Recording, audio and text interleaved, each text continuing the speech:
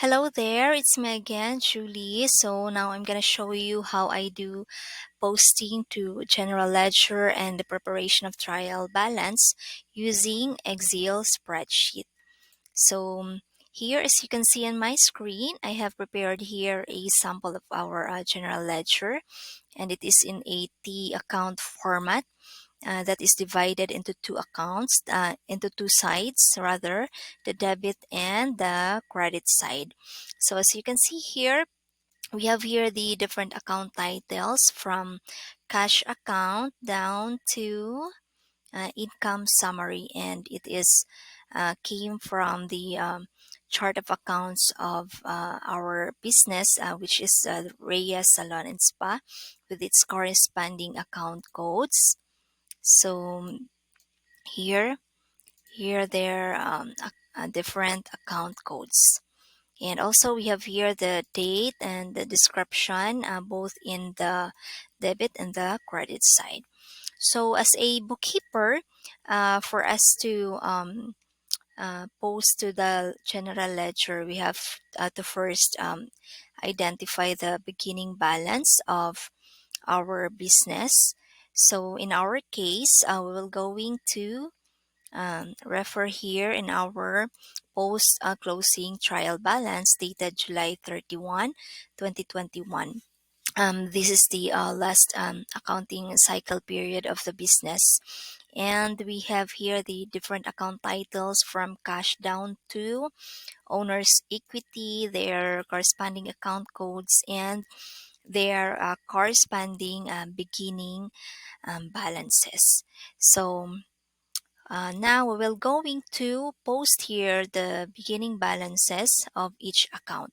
So as you can see here, I have already posted here the beginning balances of our transaction of the business from our post-closing trial balance. So on our debit side, we have here the cash, the accounts receivable, supplies, inventory, and equipment.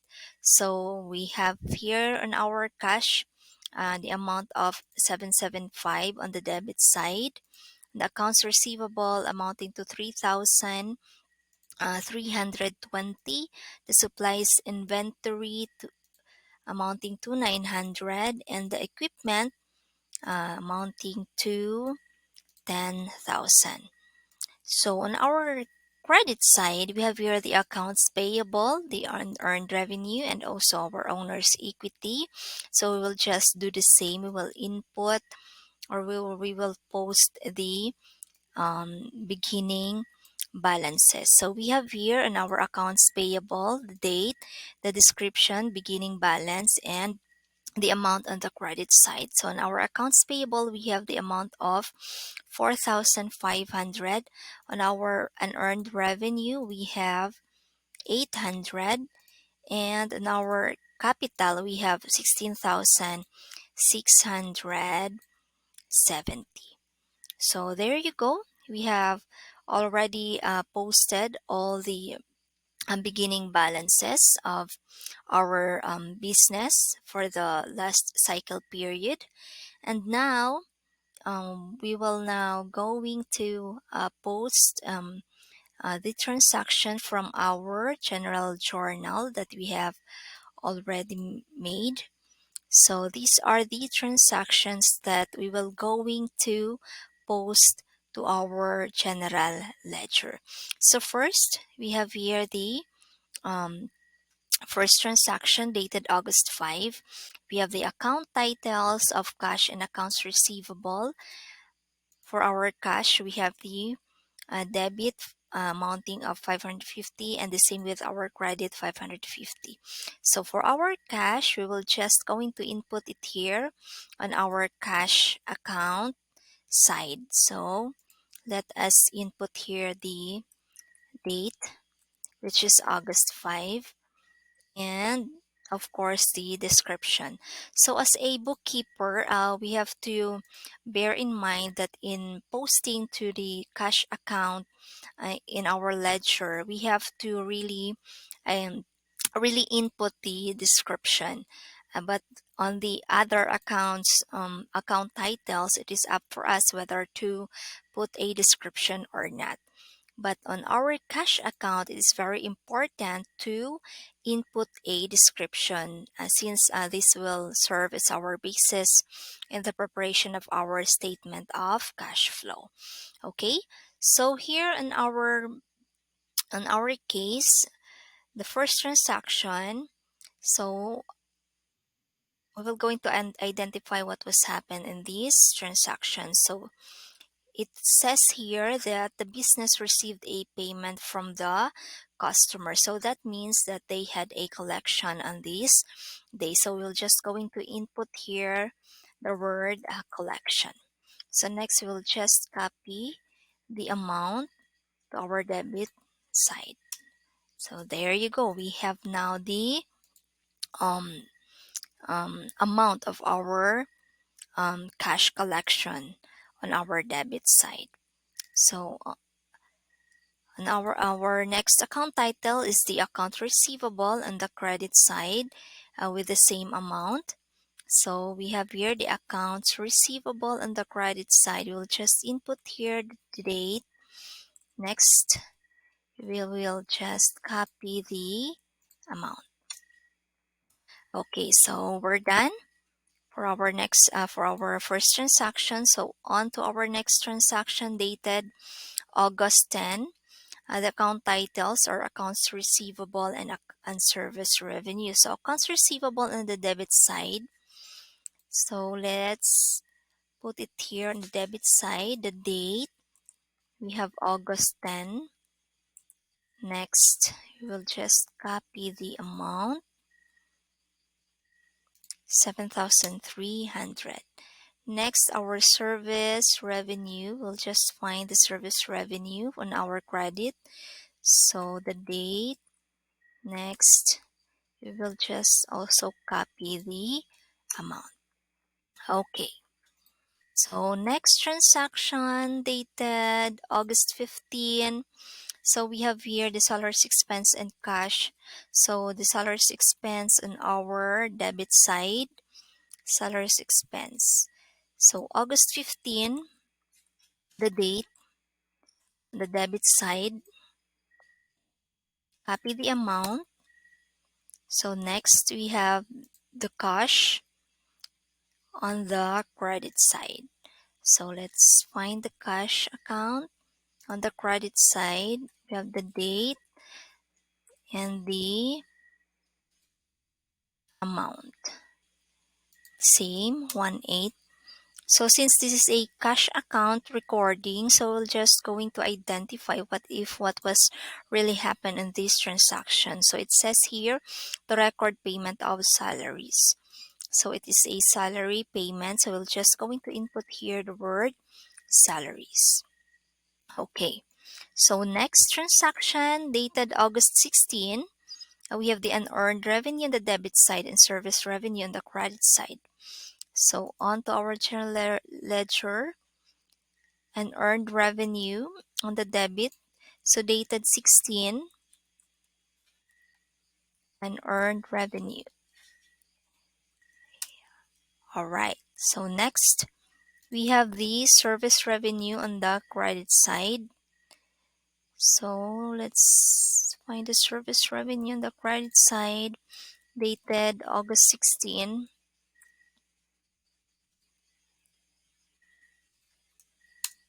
There you go. Next, we have August 20 on accounts payable, the debit side. August 20, accounts payable on the debit side. So 20, next copy, 3,000. Next, our credit is cash, 3,000. So let's tier 20 and copy. So since this is also a cash account, we have to identify what was happened in this transaction. So the record payment of credit. So we're just going to input here creditor. Okay. So next transaction dated August 21, we have the cash and service revenue. So cash on the debit side, August 21, copy the amount, and let's see what was happened in this transaction. So it is a payment of rendered service.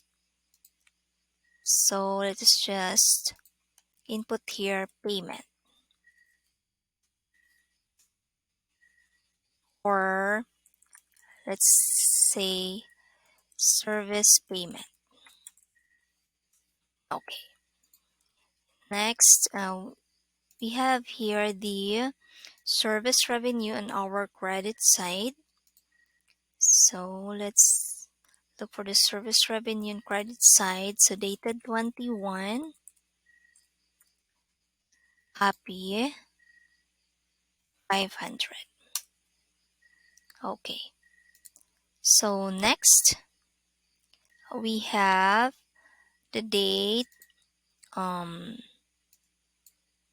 August 26, supplies inventory, and the accounts payable. So supplies inventory on the debit side. Let's look for the supplies inventory. Supplies inventory on the debit side. So let's put the let's check the date. August 26. So 26 of August. Then copy the amount 250, and we have the account title of accounts payable on the credit side. So accounts payable on the credit side, August 26, copy the amount 250. Okay.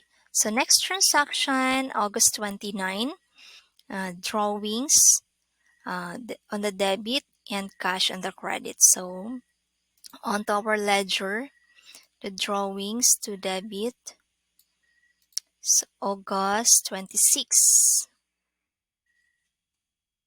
Okay. So copy again, 1000. Next, we have the cash account of 1000 to our credit side. So 26 of August. Next, copy the same amount of 1000. Okay, so let's identify the description that we have to put in here. So it is a drawing. So let's just put here drawing. Okay. So next transaction, our last transaction, utilities expense in cash. Utilities expense for the debit side. Okay, utilities expense on the debit side. So dated August 30, and then copy the amount. Copy the amount. Next, we have the cash account. Cash account there. So August 30, then copy the same amount. And then let us identify what was happened. So it is a payment for utilities. So let's just put here utilities. So there you go. So we have already posted here all the transactions from our general journal. And as you can notice here in our um, account code column, there are no account code yet. So since these transactions are already posted to our general ledger, we will now go into input the account code of each account title. So this means that these transactions are already posted to our ledger. Okay, so for the cash, let's see what is the account code. We have 110, So let's put here 110. For our accounts receivable, we have the code of 112. So let's put here 112, the same 112. Service revenue. Okay, service revenue, we have 426. Salaries expense, we have 526. Cash, the same with 110. For unearned revenue, we have 206. And the service revenue, we have the same 426. Accounts payable, we have 201. And the cash, 110. Next, we have the same 110. For our supplies inventory, we have 126. For the accounts payable, we have the same 201. Next, for our drawings, we have 306. For the cash, we have the same 110. For the utilities expense, we have utilities expense. So we have 532 and the cash 110. So now we have already posted the account codes, and also we have already completed posting here to our general ledger the transactions from our general journal. So as you can notice here, we have here the highlighted numbers. So this is the ending balances for these accounts. So we have computed this one by subtracting the debit account to the credit account. So now we will going to test if these ending balances are both equal on their debit and credit side by preparing our trial balance. So this is our trial balance. We're going to name this one into an adjusted trial balance. This is the heading, Reyes Salon and Spa, and the August 31, 2021 cycle period of the business. So usually the trial balance is prepared um, in the ending cycle of the business. So we have here the account titles from cash down to utilities expense, and as you can notice here from our from our chart of accounts, we have here the income summary. But in our trial balance, we don't have the income summary because the income summary is just a temporary account. We will be going to use that one when we are going to close the we will going to prepare the closing entries. And also we have here the corresponding account codes and the debit and the credit side. So all we have to do is to copy and paste here the uh, uh, ending balances of each accounts. So here in our cash, we have here the ending balance of 24 on our debit side. So we will going to copy this one to our trial balance on the debit side also. So we will just input here 24. So there you go. And next, we have the accounts receivable. Also on the debit side, our supplies inventory also on the debit side. Oh, sorry. Supplies inventory. Next, we have the equipment also on the debit side. So our accounts payable, let's see. if what is the normal balance of the accounts payable. So our accounts payable on the credit side, let's copy this one. Next, we have the unearned revenue. Our unearned revenue is also in the credit side, so we will going to copy this one. So whether the value is zero, we still have to copy the amount. Okay, so the capital we have here on the credit side. So we copy this one. Next, our drawings on the debit side. Copy the amount. Next, we have the service revenue. Let's see the service revenue on the credit side. Copy. Next, our salaries expense. Oops, sorry. Our salaries expense. Oops, sorry for this one. Salaries expense on the debit side.